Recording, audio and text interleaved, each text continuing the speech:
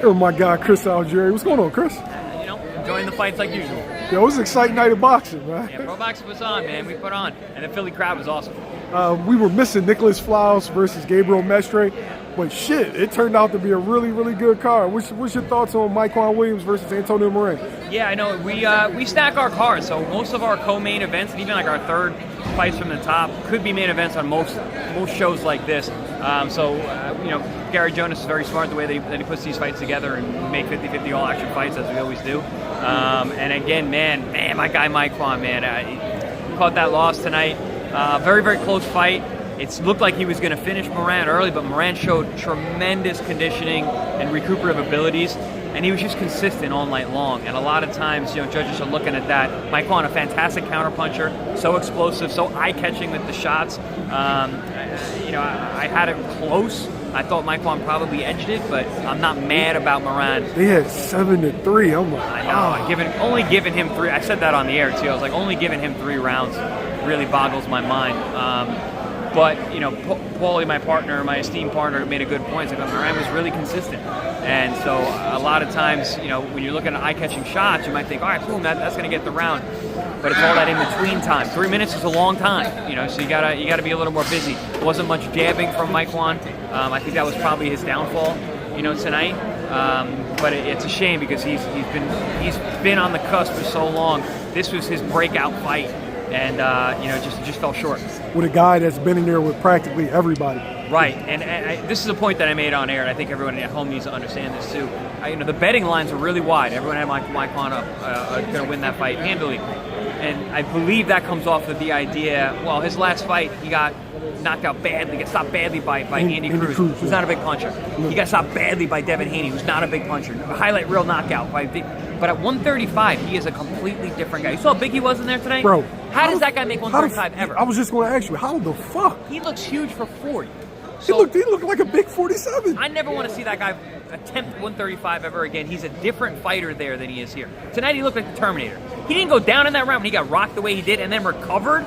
I mean, that shows that he's got a chance. So those knockout losses, I'm going to blame the weight. This guy he's undefeated on ProBox TV. ProBox TV is a proving ground.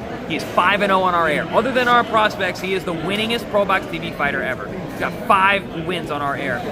And there's no easy fights here. So you gotta tip your hat to Antonio Moran. He fought his ass off tonight. He came in fantastic shape. He knew what ProBox TV was all about, and the experience showed. Next week, Unified Welterweight Championship bout, right? And lineal. Jaron Ennis, Eimantas Stanionis. Are you excited? I love this fight. It's one of my favorite fights that's on the calendar coming up. I think you got 2 guys who are in their prime.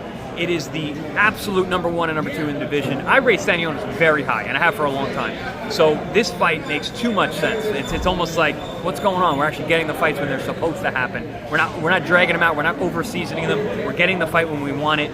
Stanionis, Ennis, it's happening at the perfect time. And listen, it's not an easy fight. Do I lean for Ennis? Absolutely. I lean for Ennis against almost anybody. The guy's fantastic. But Stanionis, stylistically, he's a nightmare. He's in your face. The things that Karen Chukadzian was able to do with Ennis that gave him trouble, Stanionis does it more explosively and with bigger power.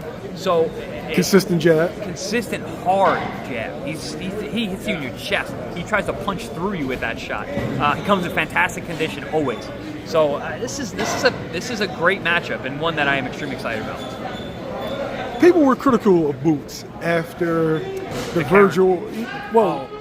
Virgil Ortiz negotiations, Karen fight. Was this the perfect fight to kind of quiet the so-called ducking narrative? Yes and no. Yes, because it's a damn good fight, and that guy's dangerous, and he is definitely the number 2 guy behind Boots. But no, because the fans don't know how good Stanionis is. They don't know him. His profile's not that big. But he's a world titleist, world champion, so it's going to be a unification bout. That makes it that much more important. Again, it's a fight. Yes, he got a lot of flack because of the Karen fight, the 2 Karen fights really, and then what he said in the ring afterwards. But I hate post-fight interviews, man. You got a guy who just went 12 rounds. He's exhausted. He got punched in his head a whole bunch of times.